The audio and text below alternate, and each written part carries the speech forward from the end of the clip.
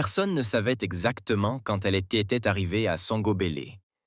Certains anciens disaient qu'elle y était née. D'autres juraient l'avoir vue apparaître un soir d'orage, nue, couverte de boue et de sang, un serpent noir enroulé autour du cou. Mais tous s'accordaient sur une chose. Mama Koba n'était pas une femme comme les autres. Sa hutte se dressait seule, à l'écart du village, à la lisière de la forêt sacrée. Une petite bâtisse en argile noire, construite avec un type de terre que l'on ne trouvait nulle part ailleurs.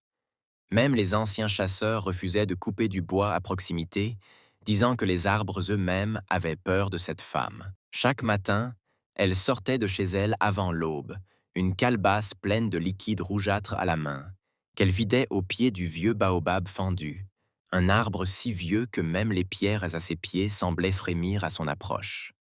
Puis elle disparaissait, laissant dans son sillage une odeur de feuilles pourries, d'encens noir et de mort. Demba, lui, n'y croyait pas. À 18 ans, il avait le sourire insolent de ceux qui pensent que le monde leur appartient.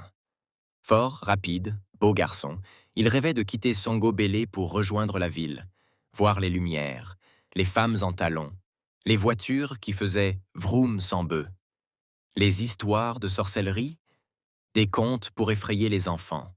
Jusqu'à ce jour-là, il revenait de la rivière avec une jarre d'eau sur l'épaule, sifflotant un air populaire, lorsque quelque chose le frappa. Le silence. Le village, d'ordinaire bruyant à cette heure, les femmes qui pilonnaient Piende le mille, les enfants qui couraient, les coqs qui s'égosillaient, étaient soudain vides. Il courut jusqu'à sa case, et là le choc. Sa mère gisait au sol, les yeux révulsés, la bouche entr'ouverte, comme figée en plein cri. Autour de son cou, un collier de poils d'animaux noués dans des os humains. Son cœur battait encore, mais faiblement. À côté d'elle, sur la natte, trônait une poupée en argile, aux traits grossiers, mais dont les yeux étaient peints. Avec du sang séché, le plus terrifiant, un mot était gravé à la lame sur son dos. Demba. Il recula, manqua de trébucher, puis sortit en courant pour chercher de l'aide, mais personne ne répondit.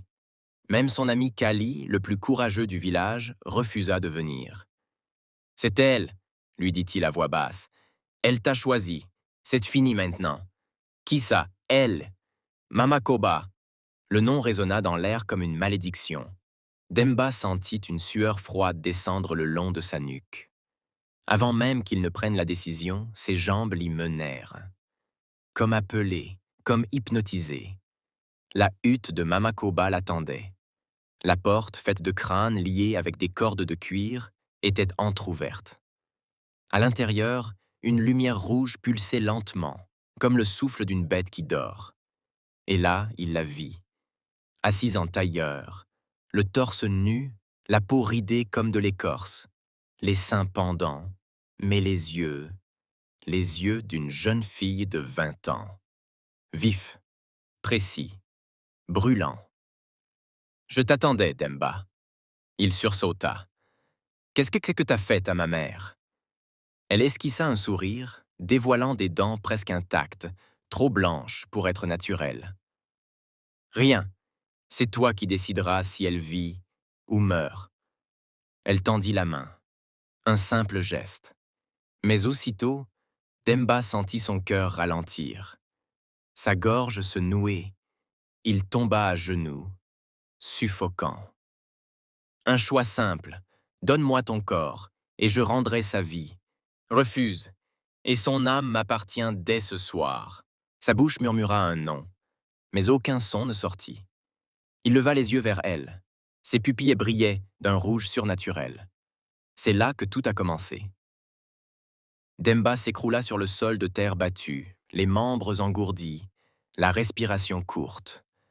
La chaleur dans la hutte était étouffante, presque irréelle. Pourtant, aucune braise, aucun feu ne brûlait autour de lui. Ce n'était pas une chaleur normale, c'était vivant.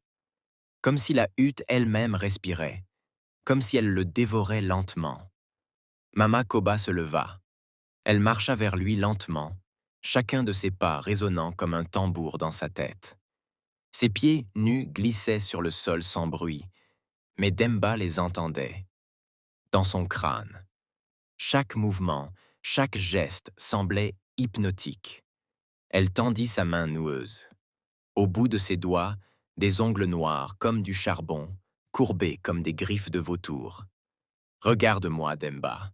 Regarde bien. » Il leva les yeux malgré lui. Et ce qu'il vit le fit vaciller. Son visage avait changé. Ce n'était plus celui d'une vieille femme. C'était celui d'une jeune reine, peau lisse, lèvres pulpeuses, yeux éclatants, une beauté surnaturelle, sensuelle, irrésistible. Son corps aussi avait changé. Seins fermes, hanches larges, peau luisante comme de l'obsidienne au clair de lune. Une transformation complète, et pourtant, il sentait que c'était bien la même créature. « Je peux être ce que tu veux, ta femme, ta sœur, ton amante, ta mère. »« Ota, tais-toi !» hurla Demba, rassemblant ses forces. Elle sourit. Ses dents brillèrent comme des lames. « Tu crois encore avoir le choix ?» D'un geste vif, elle traça un cercle autour de lui avec une poudre noire sortie d'un petit sac. Dès que la poudre toucha le sol, le monde bascula. Tout devint flou. Les murs de la hutte semblèrent s'effacer, remplacés par une forêt rouge, une jungle inconnue, où les arbres chantaient sans des prières en langue morte. Le ciel était noir, sans étoiles. Le sol respirait. Tu es dans le cercle du pacte. Rien ne s'échappe d'ici sans mon accord. Elle s'agenouilla à côté de lui, approcha sa bouche de son oreille. Je ne veux pas ton amour, Demba. Je veux ton feu, ton essence, ta puissance. Tu es le dernier, l'ultime, et ton sang ouvrira les portes. Quelle porte? Elle se redressa lentement, leva les bras au ciel. Un vent invisible souffla. Des tambours se mirent à résonner dans la hutte, sans qu'aucune main ne les frappe. Les portes du royaume des ombres, là où dorment les anciens rois, là où j'irai chercher le pouvoir que ce monde m'a refusé. Elle se tourna vers lui, les yeux emplis d'une flamme ancienne. « Tu es mon offrande. Et en te prenant je ressuscite. » Demba tenta de sortir du cercle, mais ses jambes ne bougeaient plus. Pire encore, sa peau brûlait. Des lignes rouges apparaissaient sur son torse, comme si quelque chose écrivait des symboles sur lui depuis l'intérieur. « Je suis désolé, maman, » murmura-t-il en pleurant. Et c'est à cet instant précis qu'il entendit la voix de sa mère. Faible, lointaine, brisée. « Mon fils, sauve-moi !» Son cœur se brisa. Il hurla, se débattit, tenta de ramper hors du cercle. Mais Mama Koba posa un doigt sur son front. « Assez, le pacte commence. » Elle déchira son propre pagne. Son corps luisait d'une huile sombre, parfumée, qui enivra instantanément Demba. Elle s'assit lentement sur lui. Ce n'était pas un acte de plaisir, ni de domination. C'était un rituel, une fusion, une abomination. À chaque mouvement, il voyait des visages apparaître autour de lui. Des hommes hurlants, des enfants muets, des bêtes difformes, des souvenirs, mais pas les siens, des souvenirs volés à d'anciens amants sacrifiés. Et soudain son esprit sortit de son corps. Il flotta au-dessus de la scène. Il vit son propre visage se tordre. Il vit Mama Kobami se nourrir de lui, comme un parasite, comme une larve gigantesque absorbant une lumière. Quand le rituel s'acheva, il retomba lourdement au sol, nu, brisé.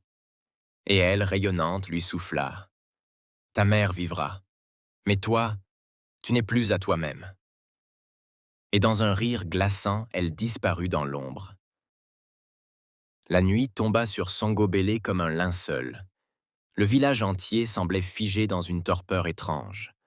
Là où s'élevait autrefois le grand baobab maudit, il n'y avait plus qu'un cercle de cendres, silencieux, presque sacré. Plus personne ne prononçait le nom de Demba. C'était devenu un mot interdit, effacé des chants des griots, rayé des généalogies. Et pourtant, une fois par an, lors de la dernière lune rouge, les anciens laissaient tâter une calebasse de lait au pied de ce cercle. Pas pour l'honorer, mais pour ne pas oublier. Car certains sacrifices ne sont pas faits pour la gloire, mais pour empêcher l'impensable. On raconte que cette nuit-là, un jeune homme a choisi de mourir non pas pour être un héros, mais pour qu'aucun autre ne vive l'horreur qu'il a subie. On raconte aussi que parfois, le vent murmure son dernier souffle. Un souffle chargé d'amour, de douleur et de vérité. Leçon. Il existe des forces dans ce monde qu'on ne comprend pas. Des traditions trop anciennes, des rituels trop sombres, des pactes qu'on ne devrait jamais conclure, même au nom de l'amour. Demba pensait sauver sa mère, mais ce qui l'a sauvée, c'est l'avenir de tout un peuple. Ce n'est pas toujours le plus fort qui change le monde, mais celui qui ose tout perdre pour faire ce qui est juste. Et parfois, faire ce qui est juste, c'est disparaître pour que les autres vivent. Cette histoire t'a choqué? Tu veux d'autres récits interdits, comme celui-ci, inspirés de mythes africains? Alors abonne-toi maintenant et active la cloche pour ne rien manquer. Et dis-moi en commentaire. As-tu déjà vu un sacrifice aussi extrême? Que ferais-tu à sa place? Parce que les prochaines légendes, elles seront encore plus puissantes, plus vraies, plus sombres.